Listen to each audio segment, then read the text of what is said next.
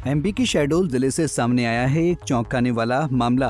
45 दिन पहले हुई शादी अब एक संदिग्ध मौत और गंभीर आरोपों की वजह बन गई है। युवक की मौत के बाद मामला आत्महत्या, प्रताड़ना और साजिश के शक के बीच उलझता जा रहा है। ये पूरा मामला जयसिंह नगर थाना क्षेत्र के मसीरा गांव का है, जहां रहने वाले 26 साल के सौरभ तिवारी की 23 मई 2025 को श्रेया पांडे से शादी हुई थी, लेकिन शादी के कुछ दिन बाद ही दोनों में विवाद शुरू हो गया। मृतक के परिवार का आरोप है कि शादी के कुछ दिन बाद श्रेया देर रात तक किसी अनजान शख्स से फोन पर बात करती थी। जब सौरभ ने इसका विरोध किया तो वो उल्टा उसी पर गुस्सा करती थी।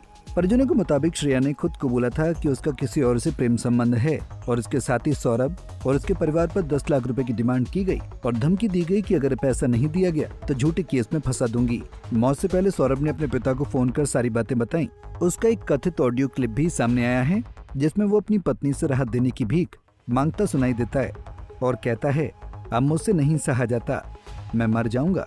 पर अभी तक इस ऑडियो की आधिकारिक पुष्टि पुलिस ने नहीं की है। सौरभ के मोबाइल में कुछ मैसेज, कॉल रिकॉर्ड्स और एक अनजान नंबर से आई जानकारी मिली है, जिससे संकेत मिलता है कि उसकी पत्नी का किसी अन्य व्यक्ति से संबंध हो सकता है। यही जानकारी सौरभ तक पहुंचने के बाद वो और मानसिक रूप से टूट गया था।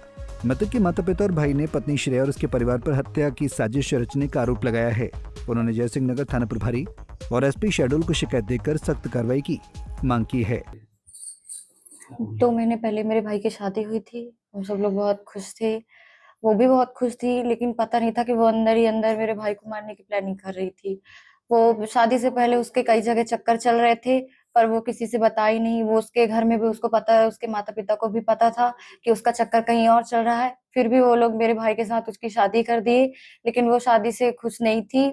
यहाँ आई थी तो वो खुश नहीं रहती थी, रातों रात बात करती थी दूसरों से। फिर जब मेरे भाई को पता चला कि वो किसी और से बात करती है, तो मेरे भाई ने बोला कि ये सब क्या कर रही हो, बंद कर दो, अब हमारी शादी हो गई। तो वो नहीं मान रही थी, बोल रही थी मेरा मन जो करेगा मैं वही करूंगी, मैं किसी के बात में नहीं आऊंगी, मैं जिससे प्यार करती हूँ मैं उसी से बात करूंगी, तुम्हारे साथ शादी करने की मेरी इच्छा नहीं थी। मेरे माता पिता ने जबरदस्ती मेरी शादी की थी। फिर यही सब तो भैया बोले कि कोई बात नहीं, हम लोग समझौता कर लेते हैं, अब आगे बढ़ते हैं सब भूल के। पर बोल रही थी नहीं, मुझे तुम चाहे मारो या जियो, मुझे मतलब नहीं है, मैं उसी से बात करूंगी और उसी के साथ रहूंगी। फिर उसके बाद भैया एक दिन मम्मी, मतलब मेरे से बात नहीं हुई थी, मम्मी से बात हुई थी, तो वो वही सब बता रहे थे कि लड़की सही नहीं है, रात रात भर बात करती है और मैं जब मना करता हूँ तो नहीं मानती है। फिर उसके बाद भैया फोन रख दिए हैं और 2 घंटे बाद पता चला है कि वो सुसाइड कर लिए हैं। और वो तलाक भी मांग रहे थे, बोल रहे थे लड़की सही नहीं है, मेरे को तलाक दे दो। इस बार रक्षाबंधन में उसको फोन की, एक दिन पहले मेरी उससे बात हुई थी, तो मैं उसको बोल रही थी कि रक्षाबंधन इस बार नहीं आओगे, तो वो बोला कि नहीं नहीं आऊंगा इस बार। राखी, मैं बोली राखी बंधवाना है, तो वो बोले नहीं मैं नहीं आ पाऊंगा इस बार, राखी नहीं बंधवाऊंगा।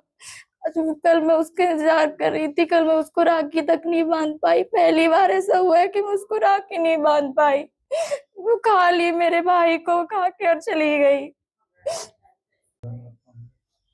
ग्राम चंदेला में जगत नारायण पांडे जी और उनकी सुपुत्री श्रेया पांडे जी से उसका विवाह 23 मई को हुआ था। अब उसने 45 दिन बाद ही पता नहीं उनके बीच ऐसा क्या हुआ कि सुसाइड कर लिया उनने। सुसाइड के बाद की वजह जो सामने आई, अपन लोगों ने जो जानकारी ली, सुसाइड के बाद की जानकारी निकली कि लड़की जो है तो रात रात किसी से बात करती थी। मतलब वो कई बार उसने समझाया भी, पकड़ा उसने, मतलब रंगे हाथों पकड़ा सब कुछ, तो उसने मतलब समझाना भी चाहा कि ऐसा मत करो मेरे साथ, अगर ऐसा करोगी तो भाई मैं जी नहीं पाऊंगा। फिर ऐसा चलते रह गया किसी से, मतलब वो गोपनीयता रखे, लड़की लड़कों के बीच में बात थी। जब उससे नहीं रहा गया ये सब चीजें, तो अपनी माँ से शेयर किया। जिस दिन उसकी मृत्यु हुई 8 जुलाई को, 8 जुलाई को सुबह 10 बजे, जिसमें लड़की की माँ, लड़की और लड़के की माँ और लड़का, ये चारों लोग एक साथ थे। और उसी बीच उसने कॉन्फ्रेंस में ही बोला कि मम्मी मेरा इससे तलाक करवा दो, मैं इसके साथ नहीं रह पाऊंगा, मैं मतलब सुसाइड कर लूंगा या कि मेरा तलाक करवा दो। तो भाई कोई भी घर की लेडीजें हैं, उनका कहना था कि बेटा घर के बड़ों को आ जाने दो, बैठ के बात कर लेते हैं क्या कैसा है, जब तक अभी बेइज्जती मत करो भाई। समाज में हमारा भी मतलब कुछ उस डर से, इज्जत की डर से। अब इसी चक्कर में वो लास्ट तक उसको समझाया लड़की को, वो नहीं मानी। उसमें फिर हमको यहाँ भी बातें पता नहीं चली जब हैदराबाद में पुलिस के पास मोबाइल जब्त था। जब मोबाइल वहां से मिला तो मोबाइल मिलने के बाद मतलब सारी चीजें उसमें, वो उसके पास ऑडियो रिकॉर्डिंग है। उस रिकॉर्डिंग में वो बॉयफ्रेंड से बराबर बात कर रही है, वो ना मान रही है। जियो केयर में भी वो देख रहा है लड़का, उसी के नाम से आईडी थी जियो केयर में भी, वो लड़का बराबर देख के उसको बोलता है कि देखो मेरे में दिखा रहा सब कुछ और तुम मेरे को पागल समझ रही हो, ऐसा क्यों करती हो मेरे साथ। और रोता भी है लड़का। मतलब जब वो लास्ट में कहता भी है इतना टार्चर ना मैं कर रहा हूँ कि इतना डिप्रेशन में आ जाऊं कि मैं अपने आप को कुछ कर लूं। और लास्ट में फिर यही सुनने को मिला। 1 घंटे बाद 11 बजे के समथिंग खत्म हो गया। कुल मिला के उसका परिवार टूट गया। माता पिता मतलब इसकी शिकायत वगैरह भी की है क्या? शिकायत जयसिंह नगर थाने में की हुई है और माननीय एसपी साहब को भी कर दिए हैं शहडोल में। अब इसी के आगे अब वहीं श्रेया पांडे ने मीडिया के सामने लिखित बयान पढ़ते हुए कहा कि सभी आरोप बेबुनियाद हैं। उसने उल्टा ससुराल पक्ष पर दहेज के लिए प्रताड़ित करने और सौरभ पर शारीरिक अक्षमता जैसे आरोप लगाए हैं। मेरा नाम श्रेया पांडे है। मेरी शादी सौरभ तिवारी के साथ 23 मई 2025 को संपन्न हुआ था, पूरे हिंदू रीति रिवाज के अनुसार। जब मैं अपने ससुराल फर्स्ट टाइम गई तो मेरे पीठ पीछे ये बोला जा रहा था मेरे ससुराल वालों के द्वारा कि हमारी बहू को कुछ नहीं मिला है, हमारी बहू कुछ लेके नहीं आई है अपने घर से। और मेरे पति को ये सब बोला जाता था, लेकिन मेरे पति मुझसे इस बात का जिक्र रूम में करते थे और बोलते थे कि ये बात अपने मायके में मत बताना। कुछ दिनों बाद मेरा 27 मई को पेपर था। जब मुझे आने के लिए हुआ तो कुछ लेट हो गया था मुझे, तो मैंने बोला कि जल्दी चलिए। तो मेरे हस्बैंड बोले कि तू अपने बाप से बाइक लेके आई है जो मैं तुझे स्पीड में लेके तुझे पेपर दिलाने लेके जाऊं। मैं पेपर देने आ गई। जब मैं अपने पेपर देके अपने घर गई तो मेरे ना बब्बा ससुर, मैं सबका पैर पड़ी लेकिन मुझसे कोई बात नहीं किया। सब मुंह फुला के बैठे थे कि अभी से पत्नी का इतना पक्ष ले रहा है और अभी से पेपर दिला रहा है, पढ़ा रहा है, पता नहीं क्या क्या होगा। मेरे घर वाले ऐसे बोले, मैं कुछ नहीं बोली और मैं अंदर चली गई। मैं कुछ टाइम वहां मतलब कुछ दिन तक वहां मैं रही, 5 से 6 दिन रही मैं शादी के बाद। 30 तारीख को मेरे घर वाले गए, मेरे भाई लोग गए और मैं आ गई। और 31 तारीख को फिर से मेरा रमना हुआ और मैं वहां चली गई। जब मैं वहां गई तब मेरे सास ससुर, ना मेरी ननंद, ना मेरे बब्बा ससुर, किसी ने मेरे से बात नहीं किया, जबकि मैं उनसे कई बार बात करने की कोशिश किया। मेरे साथ अपमानजनक वो बातें करते रह गए। लेकिन मैं सोचती थी कि अब ये मेरा घर है, मैं सब कुछ संभाल के रखूंगी, अपने मायके में कभी इस बात का जिक्र नहीं करूंगी।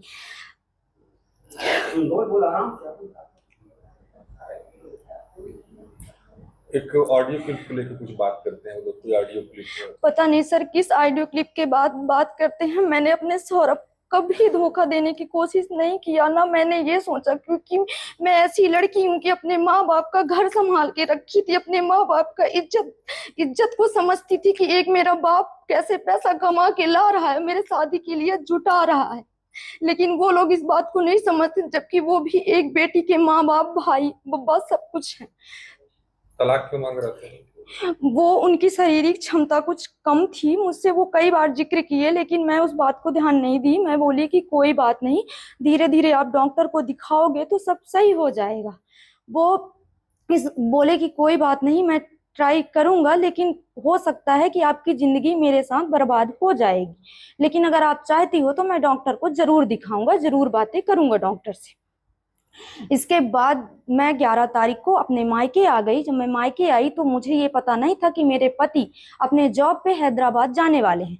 मेरे चाचा ससुर पुष्पराज द्वारा, रामचंद्र तिवारी नाम है उनका, और पुष्पराज घर में बोलते हैं, और मेरी सास शीतला तिवारी के द्वारा और मेरी ननद के द्वारा ये बोला गया कि अब तो तेरी बीबी चली गई, अब किसके पास रहेगा, तो तू यहाँ से जा, हमें पैसे की जरूरत है, तेरी शादी का बहुत सारा कर्जा है, हमें पैसे चाहिए।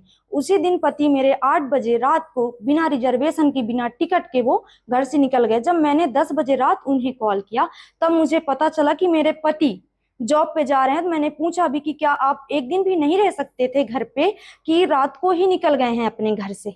तो वो बोले कि हो गया, जरूरत है। मेरे माँ ने बोला कि मुझे पैसे चाहिए। वो मेरे पति चले गए हमारी बातें एक आध दिन अगर अच्छे से होती थी, मेरा पति फालतू का मुझ पर शक करता था। 24 घंटे में 18 घंटे जब मैं अपने हस्बैंड से बात कर रही हूँ तो मैं और किससे बात करने जाऊंगी। मैंने इस बात का कई बार अपने हस्बैंड से जिक्र किया, लेकिन वो मेरी बात को सुनने के लिए तैयार नहीं थे, क्योंकि वो चाहते थे कि कहीं ना कहीं मैं श्रेया को गलत ठहरा दूं और मैं अपना काम कर लूं, मैं डिवोर्स ले लूं। लेकिन मैं इस बात की सूचना अपने मायके वालों को नहीं दी, क्योंकि सब कुछ मेरा था, मेरी इज्जत थी। मैं अपनी इज्जत समझ के किसी से कोई जिक्र नहीं की, और ये प्रेशर भी डाला जाता था मेरे सास और मेरे पति के द्वारा कि मायके में कुछ भी नहीं बताना है। थाना प्रभारी अजय बैगा ने बताया कि मामले की जांच की जा रही है, साक्ष्य इकट्ठा किए जा रहे हैं, मोबाइल व ऑडियो की फॉरेंसिक जांच करवाई जाएगी। केस दर्ज कर लिया गया है और सभी एंगल से जांच जारी है। ये पूरा मामला है थाना जयसिंह नगर अंतर्गत ग्राम मसीरा के कमलेश तिवारी, जो थाना में आए थे और एक लिखित आवेदन पत्र दिया था। उनका ये कहना है कि उनका लड़का जो सौरभ तिवारी है हैदराबाद में नौकरी करता था, जो कि वह विगत कुछ दिन पूर्व पहले आत्महत्या कर लिया है, जिसमें उन्होंने ये आवेदन पत्र में दिया है कि जो उसका बालक था और उसकी बहू है, उन दोनों के मोबाइल नंबर की सीडियाँ निकाली जाए। और उनका ये भी आरोप लगा है कि उनकी बहू द्वारा प्रताड़ित किया जाता था लड़के से, और कुछ पैसों की डिमांड भी की गई थी। इस वजह से उन्होंने आत्महत्या कर लिया है, ऐसा उनके कमलेश तिवारी का कहना है। जबकि पीड़िता द्वारा सौरभ तिवारी के पत्नी द्वारा एक आवेदन प्रस्तुत दिया गया है, जिसमें उनके द्वारा कहा गया है कि उनकी शादी हुई थी, जो कि 5-6 दिन ही ससुराल में रही हैं। इसके बाद उनका जो पति था वो हैदराबाद चला गया था। इसके बाद वहाँ जा कर के वह रहा। इसी दौरान जो महिला का कहना है कि उनके परिवारजन द्वारा उस पर दबाव बनाया जाता था।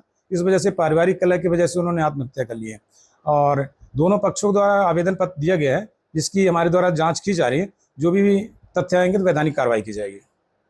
45 दिन की शादी, एक संदिग्ध मौत, कई गंभीर आरोप। अब पुलिस जांच के बाद ही ये सामने आएगा कि सौरभ ने आत्महत्या की या उसे खुदकुशी के लिए मजबूर किया गया। सच्चाई जो भी हो, इस केस ने एक बार फिर सवाल खड़ा किया है। क्या शादी अब भरोसे का रिश्ता रहा या सौदे का खेल बन गया है? शहडोल से पंजाब केसरी के लिए कैलाश लालवानी की रिपोर्ट। हमसे जुड़े रहने के लिए हमारे YouTube चैनल को सब्सक्राइब करें और नई वीडियो की नोटिफिकेशन के लिए बेल आइकॉन को दबाएं। अगर आप ये वीडियो Facebook पर देख रहे हैं तो लाइक जरूर करें और ज्यादा से ज्यादा शेयर करें। धन्यवाद।